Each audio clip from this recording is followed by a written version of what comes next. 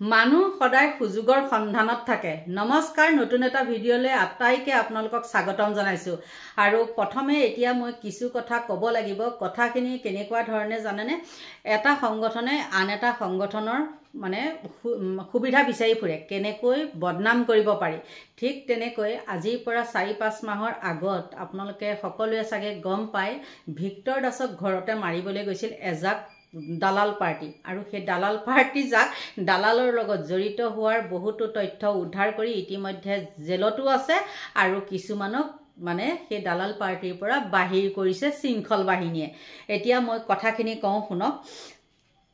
এটা সংগঠনে আন এটা সংগঠনৰ দুৰ্বল সময়খিনিলৈকে ৰৈ থাকে। নিজে কৰিব নোৱাৰা কামখিনি আন এটা সংগঠনে কৰিলে সহযোগিতা কৰিব দূৰৰে কথা, উল্টা ভাল কামখিনিক দুৰ্বল কৰিবলৈহে চেষ্টা চলায়।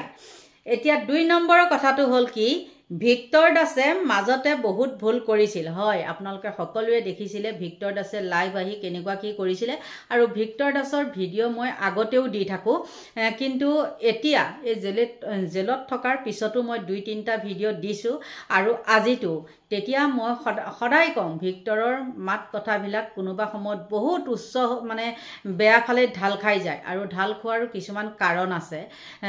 যে বেয়া কথা ক'লে যে ভিক্টৰ বেয়া মানুহ সেইটো কিন্তু হ'ব নোৱাৰে। কিছুমানৰ কাৰণে বেয়া হ'ব পাৰে, কিন্তু বিশেষতে মোৰ কাৰণে কিন্তু মই বেয়া বুলি কেতিয়াও নকওঁ।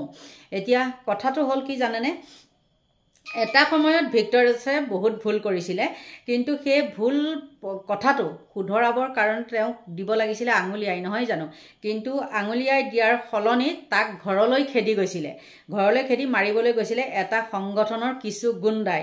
হিংসাৰে সকলো সমস্যাৰ সমাধান নহয় বুলি জানিও বহুজনে হিংসাৰ আশ্ৰয় লৈছিল। ভিক্টৰৰ মুখৰ কথা ভাল নহ'ব পাৰে, কিন্তু তেওঁ কোৱা সকলো কথা মিছা বুলিও সহজে প্ৰমাণ কৰিব নোৱাৰে। আৰু সেই সময়ত ভিক্টৰক মই সমৰ্থন কৰিছিলোঁ কিন্তু দেই, মইতো বাদ দিয়ক, আৰু বহু লোকে ভিক্টৰক সেইটো সময়ত সমৰ্থন কৰিছিলে।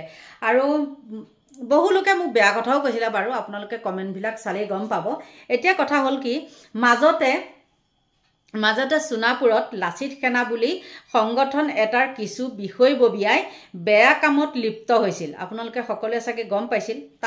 আৰু তেতিয়া দেখিছিলোঁ বীৰ লাচিত সেনাৰ কিছু সৈনিকে তেওঁলোকক শুদ্ধ পথ দেখুওৱাৰ সলনি ৰাজহুৱাকৈ ককৰ্থনাহে কৰা পৰিলক্ষিত হৈছিল।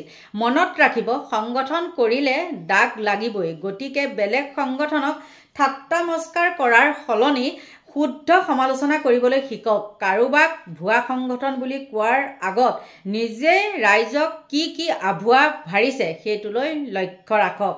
আছুৰ কিছু কৰ্মত ময়ো ব্যক্তিগতভাৱে সন্তুষ্ট নহয়। সেইবুলি আছুৰ নিচিনা জাতীয় সংগঠনক আন এটা জাতীয় সংগঠনে ৰাজহুৱাকৈ সমালোচনা কৰাটো ভাল নহয়। সেইটো কিন্তু একেবাৰে বেয়া কথা আমাৰ অসমীয়াৰ কাৰণে। কিবা সমালোচনা কৰিব আছে গণতান্ত্ৰিক পদ্ধতিৰে কৰক। প্ৰয়োজনত এটা সংগঠনে আন এটা সংগঠনৰ লগত মিলিত হৈ আলোচনাত বহক আৰু জাতিৰ হকে উমৈহতীয়া কাৰ্যপন্থা হাতত লওক, নহয় জানো? শেষত কওঁ, অনা অসমীয়াসকলে অসমতে থাকি অসমীয়াক বেয়া ব্যৱহাৰ কৰিব, আৰু আমি সংগঠনৰ মানুহবোৰ চুপচাপ হৈ বহি থাকিম বুলি ভবাবোৰকো সকীয়াই দিছোঁ, সেয়া হ'বলৈ নিদিওঁ। প্ৰয়োজনত সকলো একত্ৰিত হ'ম, কিন্তু বহিৰাগতৰ দপদপনি চলিব নিদিওঁ। কেৱল সকলোকে এটাই অনুৰোধ, নিউজ চেনেল বোমটোৰ পিছত দৌৰা বন্ধ কৰক। হয়, কিছুমানে বহুত ফেমাছ হ'বলৈ চায়, মিডিয়াৰ আগত কথা কৈ বহুত ফেমাছ হ'বলৈ চায়। মুঠতে মানে এতিয়া ধৰক দেই, এতিয়া কিছুমানে ক'ব আমিতো মাতি অনা নাই। যদি মাতি অনাই নাই, মই এতিয়া কোনোবা এটুকুৰ জেগাত গৈছোঁ, মই নকওঁ বোলে মই আহিছোঁ, বা মিডিয়াসকলক যদি মই খবৰ নিদিওঁ, মিডিয়াসকল কি সৰবজান নেকি যে তাত গৈ পেলাই একেবাৰে সেইটো কি বুলি কয়, চুঙাটো বুলিয়ে কৈছোঁ আৰু দেই, চুঙাটো লৈ পেলাই যে দৌৰি ফুৰিব, হয় না নহয়? ঠিক তেনেকুৱাই কথা। আৰু সাংবাদিকক মাতি আনি আবুল তাবুল বকিলে কিন্তু আপুনি জাতীয় হিৰো হৈ নাযায়। মোৰ কথাখিনি ভাল নালাগিব পাৰে, কিন্তু সেয়া মিছা কৈছোঁ বুলি হয়তো ক'বও নোৱাৰিব।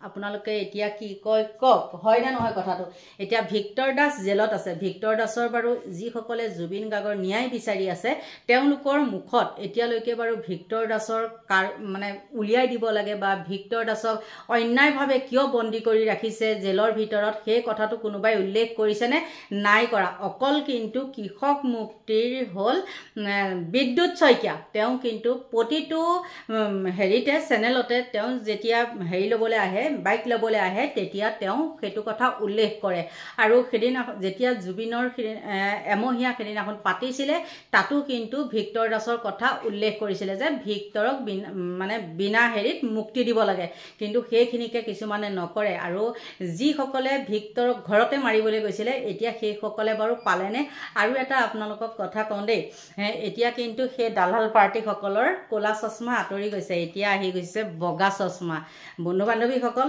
নিজৰ ভিতৰতে যদি মকামিলা নাথাকে তেন্তে হ'লেতো এনেই আৰু আমি গাই বাই থাকি লাভ নাই নহয় যে বহিৰাগতৰ দপদপনি ইয়াত নচলিব তেনেকৈ ক'লে হ'ব জানো আমি যদি মুখ্যমন্ত্ৰীৰ লগ হৈ পেলাই দেখিছে এইখন চৰকাৰে বহিৰাগতক কিমান মাটি বাৰী দিছে তাৰ উদাহৰণ অইনটো নালাগে অশোক সিংঘালকে কথাটো কৈছোঁ বাৰু এনেতো বাৰু লুকাই থাকিলে হয় যেতিয়া নেকি জুবিনৰ সমাধি ক্ষেত্ৰৰ লগতে সেই মাটিখিনি আছে তেওঁ এজন আছিলে ধূপ বেপাৰী নহয়নে আৰু সেই ধূপ বেপাৰীজনে তেওঁ নিজে কৈছিলে যে মোৰ যদি মাটি মানে দিব পাৰে তেওঁ তালি টোপোলা বান্ধি ইয়াৰ পৰা যাব কিন্তু তেওঁ নিজ মুখেৰে কথা কিছু কৈছিলে মই বাৰু বেলেগ এটা ভিডিঅ'ত সেইখিনি কথা ক'ম যিহেতু এতিয়া মই কৈ আছোঁ সংগঠনৰ কথা নহয়নে আৰু সকলো সংগঠন এটা সময়ত লগ হৈছিলে তাৰ পিছতে আকৌ কি হ'ল বহুত সংগঠন ভাগি কি হ'ল মামাৰ পকেটত সোমালেগে মানে মুখ্যমন্ত্ৰী পকেটত সোমালেগে মোৰ কিয়নো ইমান কৈ থাকোঁ যে মামা নকওঁ বুলি বা বেলেগেও মোক একদম গালি পাৰি আহে মামা বুলি নক'ব বুলি কিন্তু মোৰ আহি যায় দেই একদম আপোনালোকে ক্ষমা কৰিব মুখ্যমন্ত্ৰী নহয় জানো গতিকে চৰকাৰী মামা চবেই কৈ থাকে যে সেইটো কাৰণে আচলতে আহি যায় এতিয়া কওকচোন ভিক্টৰৰ হৈ পেলাই কোনোবাই মাতিছিলেনে যিজন ভিক্টৰে নেকি শ্যাম কানু বা জুবিনৰ ন্যায় ক্ষেত্ৰত আগবাঢ়ি আহি পেলাই জেলত যাবলগীয়া হ'ল শ্যাম কানু ঘৰ বা হেৰি এইটো কি বুলি কয় সিদ্ধাৰ্থৰ ঘৰ ঘেৰাও কৰিবলৈ গৈ পেলাই তেওঁ গ্ৰেপ্তাৰ হ'বলগীয়া হৈছিলে হয় নে নহয় আচলতে তেওঁ কথাটো হ'ল বেলেগ ধৰণৰ তেওঁ বহুত দিনৰ আগৰ পৰাই তেওঁ পিতৃ যেতিয়া মানে ঢুকাইছিলে পিতৃক আচলতে হত্যা কৰা হৈছিলে সেইটো তেওঁ ন্যায় নাপালে আৰু সেইবিলাক কাৰণতে তেওঁ কেতিয়াবা লাইভত আহি বহুত অবাস্য গালি পাৰে আনচাই মুখ্যমন্ত্ৰীকো গালি পাৰে আৰু সেইবিলাক জেদতে আচলতে তেওঁৰ ওপৰত নানান ধৰণৰ কেছ লগাই পেলাই তেওঁ কেতিয়া বৰ্তমান জেলত ৰাখি থৈ দিছে গতিকে চাওকচোন মানে যিজনে নেকি যিসকলৰ মানে নিৰ্দেশত ভিক্টৰক ঘৰতে গৈ পেলাই মাৰিবলৈ ধৰিছিলে অসমীয়াক হয়নে নহয় আৰু সেইবিলাকেই এতিয়া কি কৰিছে দেখে নহয়